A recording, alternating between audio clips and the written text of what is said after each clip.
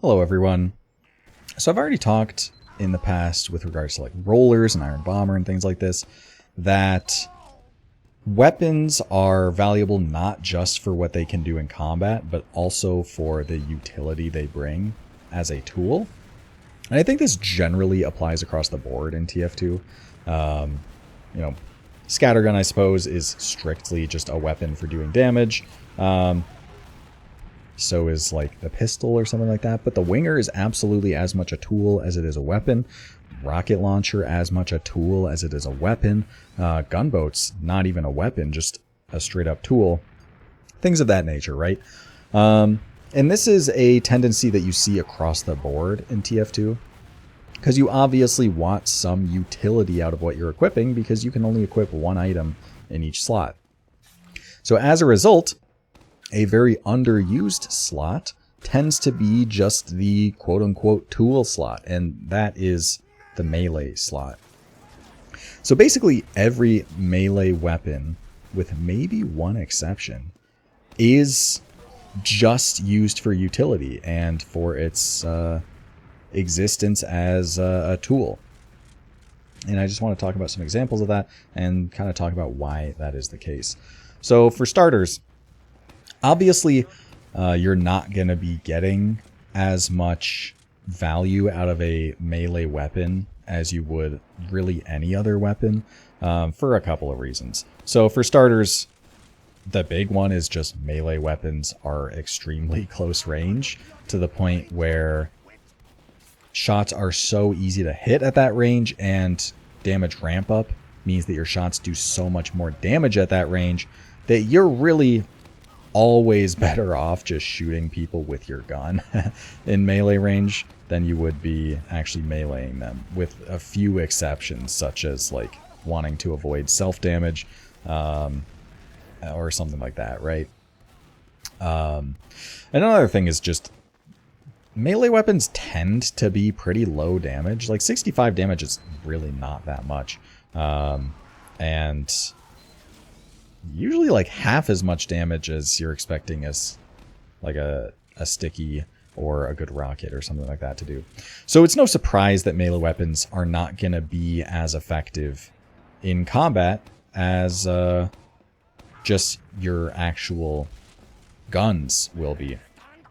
So then with that out of the way, and knowing that your melee weapons aren't really going to see that much combat use, it makes perfect sense that you would want to get really any value out of the slot, because, you know, as it stands, if you're a soldier, for example, the stock shovel is going to be better than your rocket launcher in pretty much only one circumstance, which is you're out of ammo on your rocket launcher, right?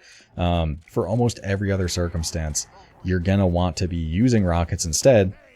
So if this is effectively a dead slot, then yeah, really anything is worth putting there. So let's just talk about some of these classes and some of these weapons that they end up using for that utility, using as a tool. And I suppose we can start off with Scout. Scout is infamous for having some strictly tool-based unlocks, and that is the Boston Basher. Boston Basher is a team's prime... Oh, and look at this, actually. Oh, was it getting used there? I couldn't tell. It's actually the primary means that teams have to build Uber, because again, Uber builds at a faster rate if you're healing someone who isn't full buff. So by, you know, getting rid of some of your buff, you're going to build at a faster rate. And with a Pocket Scout, who's usually with the medic, this is quite valuable. Ooh, I think this is about to be like such a sad Uber. Either way, the... Oh, this was not the Uber I was thinking of, but still a very sad Uber. So yeah, and again, Scout's stock melee actually does absolutely pitiful damage, so getting any amount of utility out of that slot is going to be valuable. And yeah, building Uber, very important. The other melee that you see Scouts use is the Rap Assassin, which admittedly is more of a weapon, I suppose, but I consider the potential ranged damage, I don't know if that firework got picked up or not, probably did, but the potential range damage I would consider more of a utility aspect of the weapon than a strictly combat-oriented one, because you're not really pulling out the Rap Assassin during a fight. You're more so using it for spam, and you know, something giving Scout the ability to spam, which isn't really a class capable of spamming, is, you know, a useful asset to have. It makes the weapon a tool, in my opinion. So that's Scout. And the primary... Oh, another one that you sometimes... When I say sometimes, I mean there's like literally one Scout that I know of that ever uses it. The Atomizer, I suppose, can act as a tool in the fact that it can give you that extra jump. But again, not really something that people use. But anyway, we can move on now to Soldier. And Soldier is a very curious case because it's the one class with a melee weapon that you could arguably consider as just a straight up weapon. But again, a weapon with a lot of utility to it. And I am, of course, talking about the Market Gardener. So the Market Gardener is extremely powerful because you can one-shot pretty much any class with it. Full buff Scout gets one shot. A medic will get one shot. A demo that isn't buffed will get one shot. And then any soldier that's not buffed and has done at least one rocket jump, which is quite common, gets one shot. So it can one shot many of the classes in the game. And as a result, that makes it a very, very potent tool in combat. I've talked about the Market Gardener before, of course, and the main things to consider there are the fact that it's extremely powerful at killing players that don't know you exist.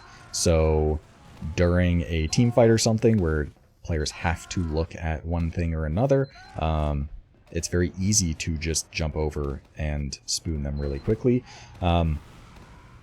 Likewise, being able to clean up players that are bombing into your team as like a pocket soldier or something like that is quite valuable. And Market Gardener can be quite effective as a result. But the other thing that's really important with the Market Gardener, and where it does actually stand out as somewhat of a tool, is the fact that it's extremely good at preserving ammo, actually. Because as a soldier, obviously you only have 4 rockets, which isn't that much. And to get the damage output of a Market Garden, you need to shoot at least 2 rockets, and those are pretty close range, like ramp up damage rockets, right? Versus if you can just do 1 rocket jump and hit someone with a spoon, that's suddenly fewer rockets. On top of the fact that a lot of the time, you know, for the situations you're using the Market Gardener, you would be bombing anyway, so we're talking like 3 rockets to get the same damage output.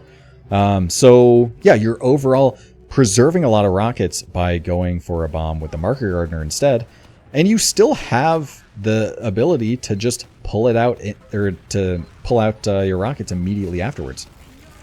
So the Market Gardener is really, really useful as a tool for Soldier when it comes to preserving ammo and actually bombing without having to use all your rockets to get a bunch of damage output, and you know, still preserving those rockets for when you land, which is a unique capability of this weapon. Nothing else really enables that kind of ammo preservation as the Market Gardener does. And then the other big example, well, actually 2 other examples for Soldier. The escape plan is textbook just tool, and it's so useful for a soldier as well. Because again, in the 6's metagame, Soldier is an extremely crossbow and health pack reliant class. Because Soldier's health pool is so high, actually medi beaming your soldier to full HP is quite inefficient, and arrowing them is a much more efficient way of healing them. On top of the fact that you know, you would rather be pumping heals more into your more core combo classes, such as your Pocket Scout or your Demo. So a Pocket Soldier, even, who is playing with the combo, is going to still try to be less healing dependent, just catching arrows and playing off of packs still. And the Roamer, of course, is not going to be with the beam at all, really only rotating over for like crit buffs or something like that. they can afford it, and then just the arrow here and there, and they're going to want to be playing off packs as well. So with this in mind, there's going to be situations as a soldier in which you are trading your health for some value, whether you bomb and fade, or you just get fought and like narrowly win the fight.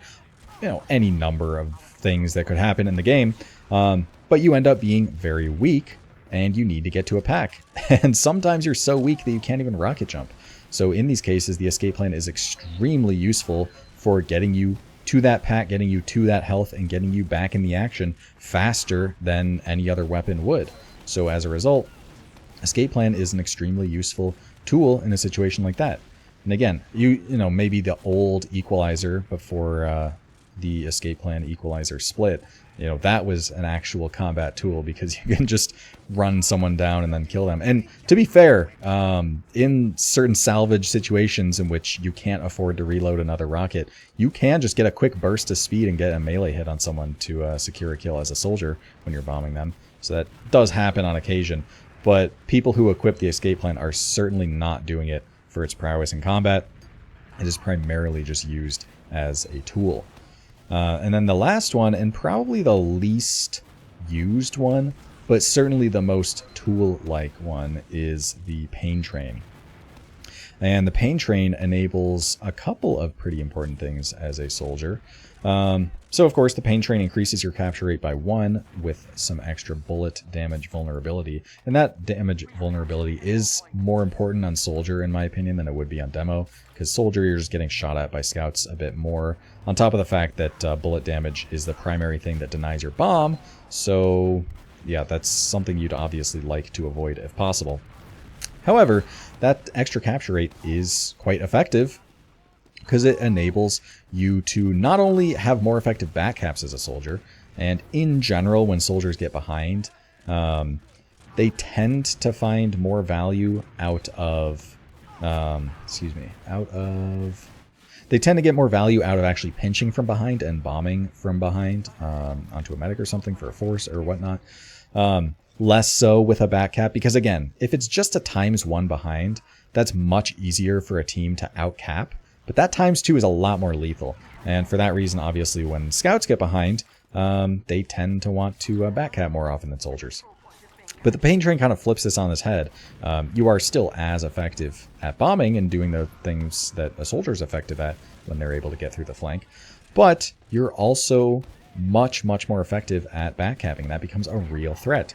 So whether it be backcapping last, backcapping second, doesn't really matter. Pain Train just makes it way more effective.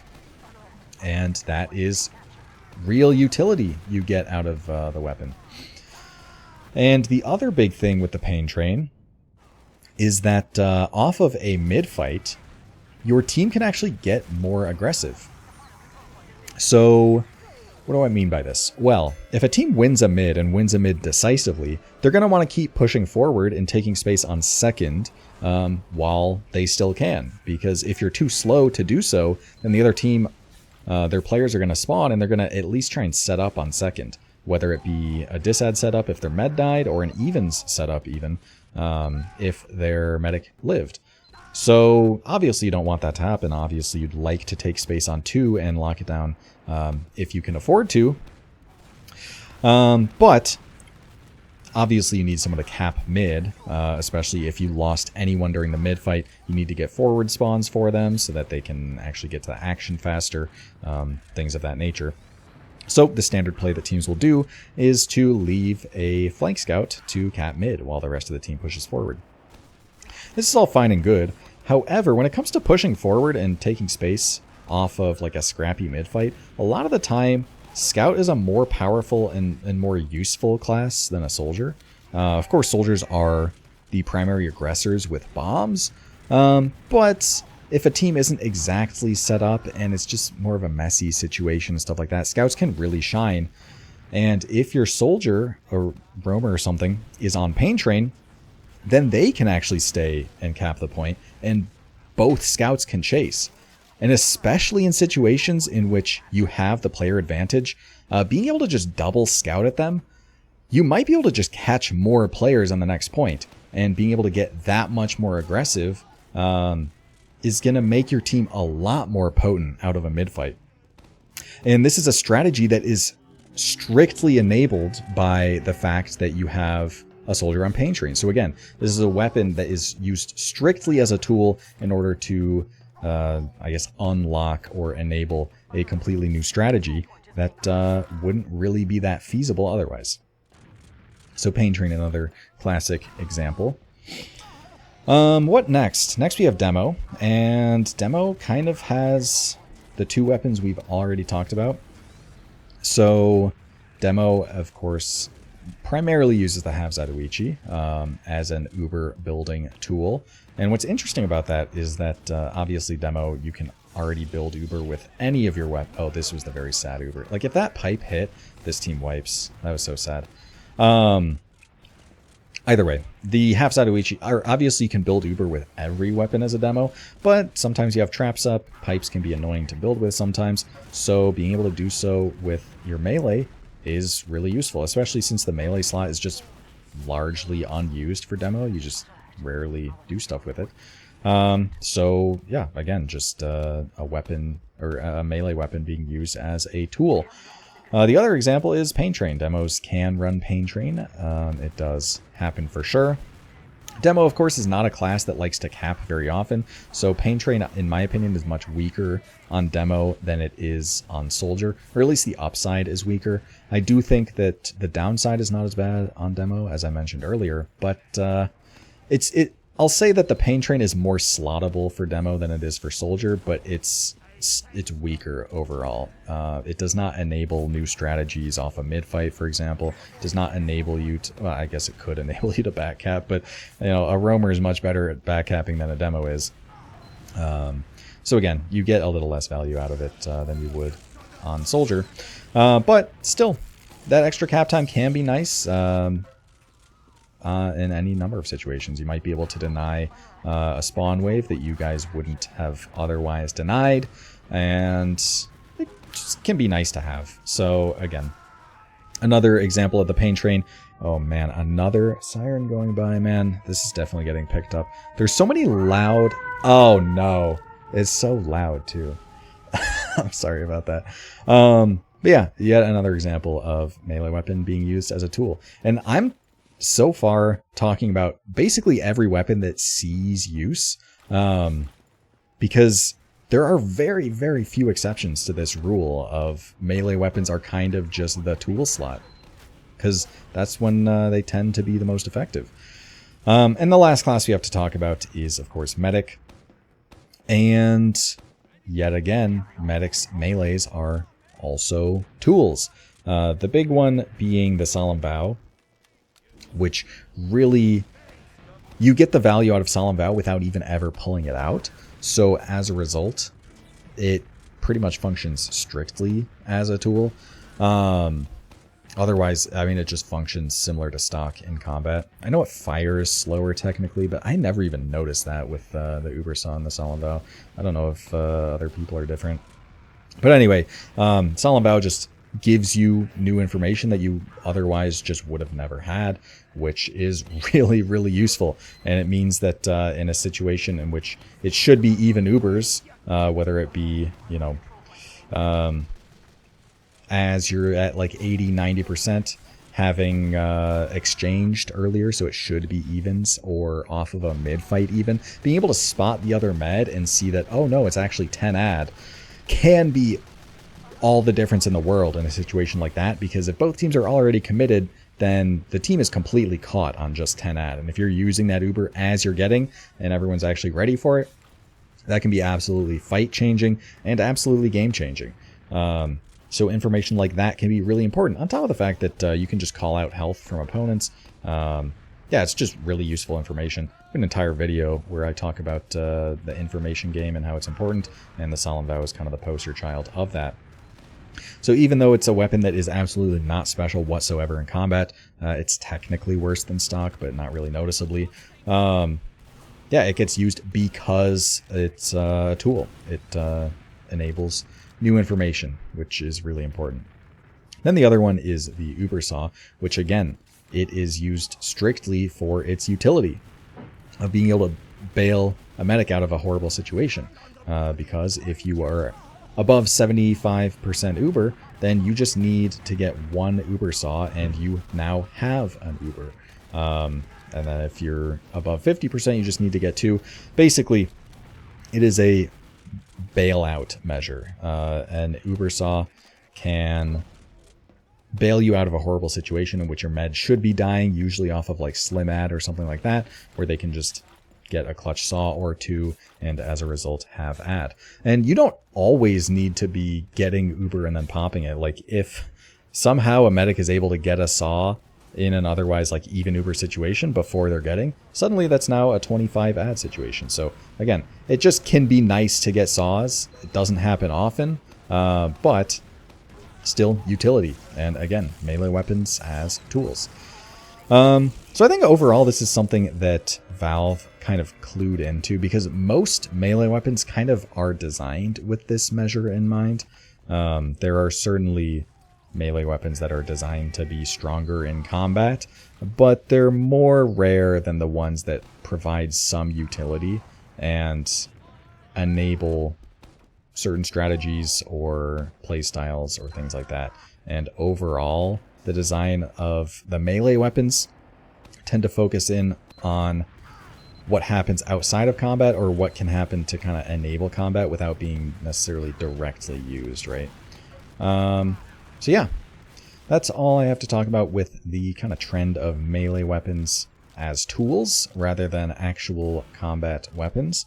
Hopefully that was interesting to hear kind of how these different weapons get used. Oh, look at that. Speaking of these weapons getting used. Yeah, hopefully it was interesting to hear how these weapons get used in a competitive setting, just to kind of play more optimally, stuff like that. But anyway, hope you guys enjoyed, and I will see you next time.